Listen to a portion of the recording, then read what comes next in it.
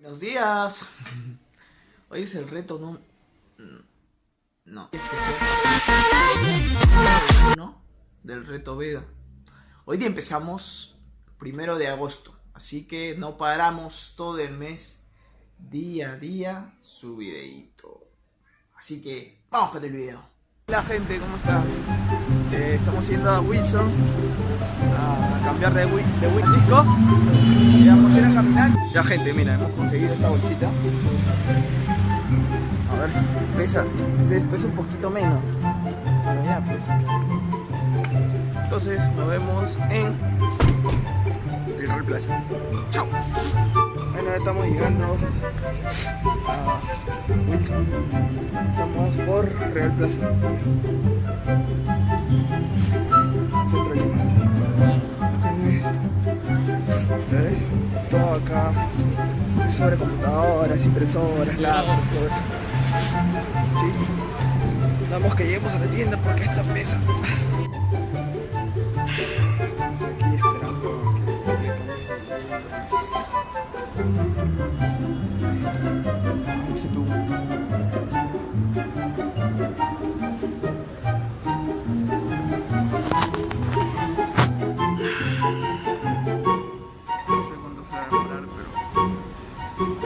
Hay que esperar.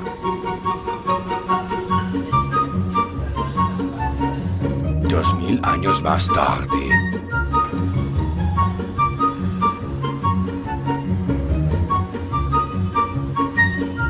En fin, ya está ya. Ahora sí, nos vamos para casa. Arro.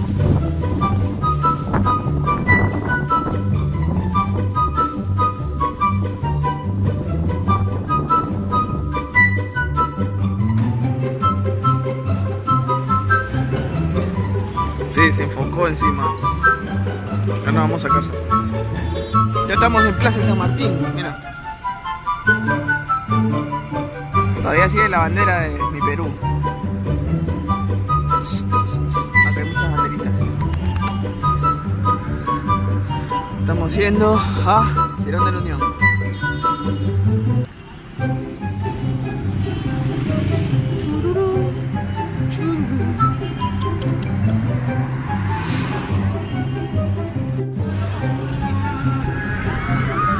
Detrás de cámara de las estatuas.